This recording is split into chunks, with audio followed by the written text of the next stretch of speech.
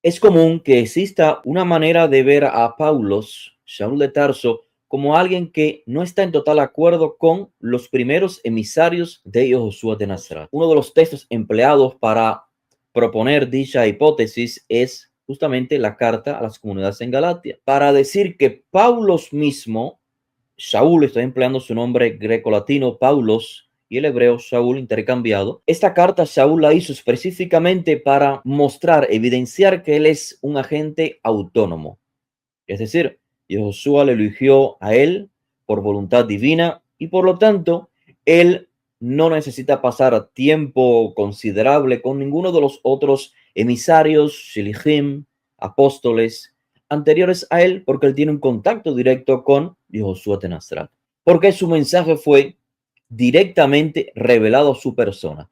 Y vamos a comenzar entonces haciéndonos una pregunta retórica. ¿Tiene algún sentido lógico? Saúl de Tarso aparece en escena en el mundo de los discípulos de Josué con la muerte de Estéfanos. Este es Esteban. Vamos a decir, para ser conservador, entre el año 30 y el año 36. Allí tomó lugar pues la muerte de Estéfanos y Saúl de Tarso es uno de los personajes que está presente. Así que, por lógica, no habían pasado siquiera 5 años de la muerte de Josué, cuando Estéfanos muere y Saúl está presente. Esto quiere decir que los hermanos de Josué de Nazaret están en pleno apogeo del desarrollo del movimiento. O sea, aquellos que vieron a Josué crecer, los padres de los sobrinos de Josué aún estaban vivos cuando Saúl de Tarso se integra al movimiento. Posiblemente su madre, Miriam, la madre de Josué, estaba aún viva. De hecho, Saúl de Tarso, en esta enviada a las comunidades en Corinto, especifica que Josué se le apareció a Kefá. Este es a Pedro, Simón Kefá, que se le apareció a los 12 emisarios. Luego se le apareció a todos los emisarios, porque Josué no solamente tenía 12 llamados apóstoles, sino muchos apóstoles. Incluso Saúl dice que se apareció a 500 aproximadamente de discípulos y que estos, algunos de ellos viven cuando Saúl está dirigiendo la carta. ¿Ustedes creen que sea posible que un personaje como Saúl, que repito, a 5 años de la muerte de Josué y teniendo Josué discípulos tan cercanos que lo vieron crecer como sus hermanos y están los 12 y el resto de los emisarios que vivieron con él, tiene sentido que venga una persona ahora, en el caso Saúl de Tarso, a decir, Josué se me apareció a mí y él me ha enseñado cosas privadas a mí que no se las ha enseñado a ustedes. Por lo tanto, yo no necesito acudir a ustedes. Yo soy autónomo. ¿Tiene sentido este planteamiento? Así, repito, a 5 años de la muerte de Josué, Saúl de Tarso sería uno en contra de literalmente miles de seguidores de Josué.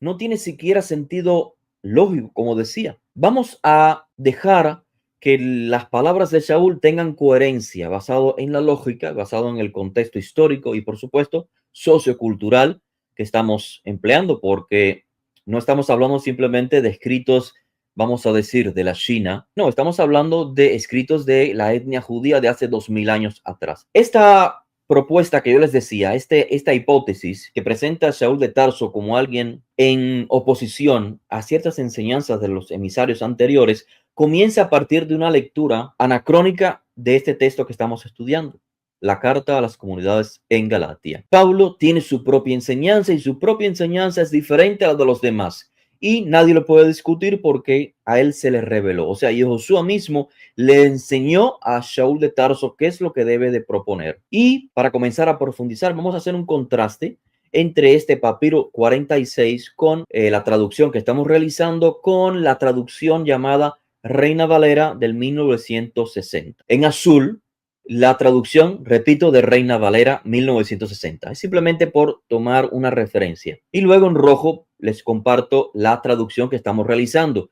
En color rojo es la traducción del texto griego. En color negro o gris, vamos a llamarle entre corchetes, o sea, oraciones o palabras o términos que van a clarificar la traducción. Bien, Gálatas 1:1.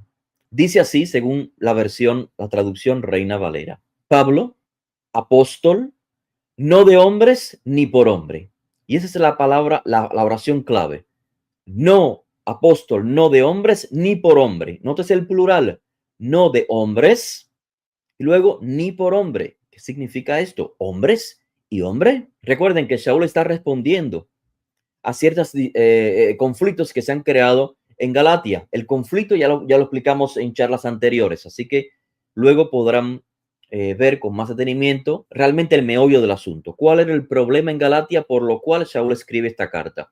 Pero ya desde el inicio Shaul comienza a responder asuntos o temas que necesitan ser aclarados. Entre el papiro 46 y la mayoría de los manuscritos griegos, todo es básicamente esencialmente igual. No hay mucha diferencia, solamente que la traducción que les propongo en español, por supuesto, es diferente a la de la Reina Valera y traduce así: un emisario enviado a ustedes, los residentes en Galatia, no por iniciativa de una agrupación, ni porque lo quiso un individuo en particular. Más adelante clarificaré la razón de esta traducción. Emisario, no por la iniciativa de una agrupación, lo que Reina Valera dice hombres, ni porque lo quiso un individuo, lo que Reina Valera dice hombre. Por el contrario, soy un emisario por causa de Josué el ungido y por la iniciativa del soberano Padre, quien lo levantó de entre los muertos. ¿Cuál es la diferencia esencial? Esta traducción que les voy a compartir va a clarificar lo que les estaba diciendo desde un inicio, que existe la errada concepción de que Shaul se está distanciando de los emisarios, de los apóstoles que fueron antes que él. Todo esto comienza a verse en Hechos, el capítulo 13. Este es el trasfondo, que claro, Shaul no lo escribe en la correspondencia porque es una correspondencia, es una carta. Pero el autor del libro de Hechos, que narra desde un punto de vista histórico, nos va a clarificar el contexto. Bien, resulta que Hechos, capítulo 13, verso 1, en la comunidad de Antioquía de Siria, esto es al norte de Israel, justamente cruzando la frontera entre Israel y Siria, allí se creó la primera comunidad, vamos a decir, seguidora de Josué, según se registra en el libro de Hechos. Pues allí dice el capítulo 13 de Hechos que había maestros, profetas. Uno de ellos era Bernabé, estaba Simón el Moreno, estaba Lucios de Cirene, estaba Menahem y estaba Saúl. Y entonces el autor de Hechos capítulo 13 dice que Espíritu Santo dijo: apártenme a Bernabé y a Saúl para un trabajo importante. ¿Qué significa en el contexto sociocultural judío de hace 2000 años? Espíritu Santo dijo.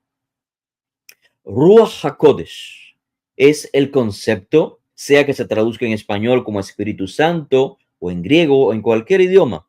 El concepto sigue siendo el mismo. La manifestación de la divinidad. Ruach es literalmente viento, poder. Vamos a identificarlo como una fuerza invisible, pero que se siente. HaKodesh, de santidad, hace referencia a la divinidad. Así que Ruach Kodesh es la influencia divina, el poder divino en nuestro mundo. Y dijo, el poder del Todopoderoso en nuestro mundo dijo. ¿Qué significa esto? ¿Cómo puede hablar un viento? Bueno, ¿recuerdan cómo inicié narrando el evento en Hechos 13:1? Habían maestros y profetas en la comunidad de Antioquía de Siria. ¿Quiénes son los profetas? Personas que tienen la percepción de la divinidad y la traen a nuestro mundo. Así que lo más obvio es que cuando el autor dice, el autor de Hechos 13 dice, habían profetas y maestros y Ruach HaKodesh, el espíritu de santidad, la influencia divina, dijo, aparten a Bernabé y a Pablo. ¿Qué está diciendo? Bueno, que alguno de esos profetas habló y dijo la voluntad divina. Recuerden, la divinidad se manifiesta en nuestro mundo desde la cosmovisión judía de hace 2000 años a través de acción, palabra o escrito. Hay escritos inspirados, está la palabra del profeta y está la acción de una persona inspirada. Así que en este caso la referencia es a la palabra de un profeta. El Espíritu Santo dijo en una asamblea donde hay profetas, claro, es el profeta quien habló. Y ahora se va clarificando la razón por la que Saúl comienza la carta diciendo, yo soy un emisario enviado a ustedes, pero no porque a un individuo en particular le pareció así, siquiera una agrupación, porque fue en Antioquía de Siria donde Saúl y Bernabé se le comisiona un viaje hacia la diáspora, el cual incluye la comunidad o las comunidades de Galatia, la visita a los Gálatas. Así que Saúl, repito, parte con Bernabé, llega a Galatia desde Antioquía de Siria, claro, después de viajar Iconio, Listra y otros lugares a su alrededor. Pero todo partió de una comunidad y es posible que la comunidad en Galatia, conformada por judíos conservadores de las costumbres de Judea, lo que el texto llama judaios, y conformados por helenos, esto es, judíos aculturados, sabían que Saúl había sido comisionado desde desde Antioquía. Y algunos pensaban, pero tú no fuiste enviado directamente por la divinidad. A ti te envió la comunidad de Antioquía. Y Saúl les aclara al inicio de la carta, yo ni fue enviado por un individuo en particular, ni por una agrupación en particular. Ahora, la pregunta es, ¿Saúl tiene razón o no? ¿Fue un profeta quien dijo que Saúl y Bernabé deben viajar ciertas comunidades en las que se incluyó Galatia? Sí, Saúl tiene razón al decir que no fue enviado por voluntad de una agrupación o de un hombre particular. ¿Por qué? Porque Saúl de Tarso está haciendo referencia a la fuente, y la fuente es la divinidad, Ruach HaKodesh, la inspiración divina. Fue la que habló por medio de un profeta. La fuente no es la comunidad de Antioquía. La fuente no es Agab, por ejemplo, uno de los profetas destacados de Jerusalén que viajaba en las comunidades judías diaspóricas. Saúl acude a la fuente, no al medio. Pero acudir a la fuente no descarta el medio. Recuerdo en esta instancia cuando Josué, no sé cuántos de ustedes recordarán, también se le pidió que evidenciara quién te dio esta autoridad. Recuerden cuando Josué llega a Jerusalén en los últimos días de su vida antes de ser martirizado, los sumos sacerdotes, los Gedolea Kohanim, los principales sacerdotes que era la autoridad en Jerusalén, dijeron a Josué, ¿con qué autoridad haces estas cosas? ¿Quién te ha autorizado para sanar y para enseñar de esta manera? ¿Qué responde Josué? Josué no dijo, Hashem es el que me ha enviado. No, Josué dijo, la inmersión de Johanán, el sumergir en aguas de Johanán, ¿de dónde proviene? ¿Cuál es la fuente de la inmersión de Johanán? Esto lo dice Josué porque tras la inmersión de Johanán, a Josué es que él comienza a desarrollar sus enseñanzas públicas. Porque fue Johanán quien dijo, Josué es el Mesías, el elegido por designio divino. Así que cuando a Josué se le pregunta, ¿con qué autoridad enseñas y quién te ha dado esta capacidad de obrar milagros? Josué pregunta a sus opositores, la inmersión de Johanán, ¿de dónde proviene? ¿De los cielos o de los hombres? Una vez más, Josué está acudiendo a la fuente. Todos saben que Johanán fue el medio para instruir, para elegir a Josué como un emisario de la divinidad, pero la fuente es la divinidad. Y lo mismo Saúl de Tarso estaba destacando acá. Sí, yo salí, dice Saúl de Tarso, o diría, yo salí desde Antioquía de Siria a diferentes regiones y también en Galatia, y esto sí, fue por palabras de un hombre, pero este hombre era profeta. Por lo tanto, fue la divinidad quien me eligió a mí y a Bernabé para llegar a ustedes. Así que ese es el inicio de la carta, ¿cierto? Y ya desde este punto de vista, con estas palabras que le estoy compartiendo, creo que nuestra perspectiva se nos amplía un poco más. El horizonte se puede divisar de mejor manera para comprender por qué Saúl de Tarso comienza con estas palabras defendiendo su elección como emisario. Bien, el asunto continúa y vamos a pasar entonces a la próxima imagen, lo que se llama Gálatas.